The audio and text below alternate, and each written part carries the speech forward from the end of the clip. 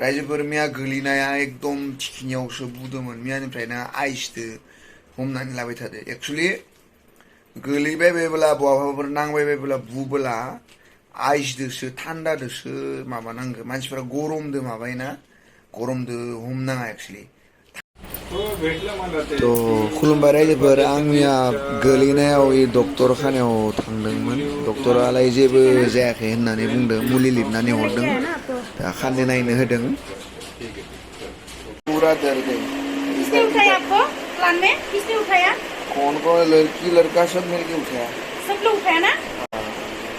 जो भी मेरा हस्बैंड को उठाया है वो लोग को थैंक यू चक्कर खा के गिरता तो लुढ़क ही जाता है संभाल के चलने का ना पानी गिर गया सब आपको खेलना क्या हुआ लगा है बेटा इतना बड़ा फूला है इधर भी दर्द है हाँ दर्द है इधर भी लगा ऐसे उल्टा गिरा ना हेलो गाइस देखो पूरा मैंने मलहम लगा के दे दिया है देखो अभी लाल लाल है बीच में कितना जोर से गिरा है मेरा हस्बैंड जो भी मेरा हस्बैंड को उठाया है थैंक यू सो मच 치नो बोरै नांनो देलाय नै चिना नायबा सेसानो जागौमोन खोमा थ' नांदो ओरैहाय हौवा खुन्दायाव हायाव खुन्दा जादों आरो हायाव पाक्कायाव एखन नुखायाखै आं सांग्रा मोनदों उथिनो नागिरदोंमोन ओमफ्राय उथिनो हायासै बेबायदिनो ओरैनो गोलाव आन्दुना थादों ए सिख्ला सेंग्रा लोगो नांना बोखांदो सुपारभाइजार सिख्ला सेंग्रा गासिबो लोगो नांना थर गैयि माने थर गैयि जायाखै सांग्रा मोनदोंमोन एखन नुवाखै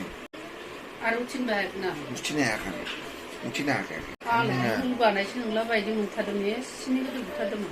बुगादोंना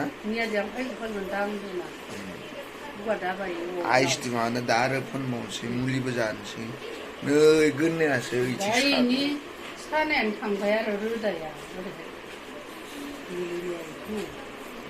डाक्टरनाव थाङो माबायनो प्रेसार नायजायो मा कारनाव एसे थब थब गोलैबाय थादों मानो गोलैबाय थानाय रायजोफोर मिया गोलैनाया एकदम थिखिनियावसो बुदोंमोन मियानिफ्रायनो आइसदो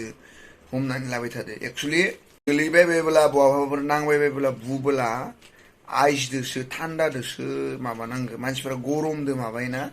गरमदो हमनाङा एक्चुअली थान्दादो हमनांगो होमबाना सेमो बुनायफोरा आंनिया बिराद गोदोर बुदोंमोन मिया दिनै हराव सेमनानै थादो एसे आरो दा नै आइसदो आरो माबाबावदो गुड मर्निं बुंदो सिगाङाव रायजोफोरखौ नोंखौ मानसिफोरा खानाय नायनो ओंखारबाय थायो नायदो रायजोफोर आंनि हिन्जावनि खानाया कैसे माबोरै दोङो मेरा हस्बैंड गिर गया कल तो देखो कितना आइस लेके आया एक दीदी का घर से लेके आया तो मेरा हस्बैंड को ये कर रहा है आइस लगा के दे रहा है आंनिया लावगौमोनानो खयथिनोबो आप कुछ हो के जाएगा तो क्या करूं बताओ मैं अकेले रहूं ऐसे बात बोलते हैं थरखौनो मोनाखैमोन एख मोजां हम दे अब भी उठा है अभी नहीं गर्दन सब भी गर्दन में इतना ज्यादा फूल गया था कल इतना बड़ा फूल गया था खून निकल गया मैं तो दौड़ गई थी बहुत डर गई थी हाँ गर्दन दुख रहा है गर्दन से दुखेगा गर्दन दुख रहा है इधर इधर इधर पूरा दुख रहा है जैसे मतलब कान तोलिया जाए मतलब कान कोई 2-3 थप्पड़ मारा है कोई एकदम ऐसा लग रहा है मुझे खाना नहीं खा पा रहे एक साइड से ऐसा गिरा मतलब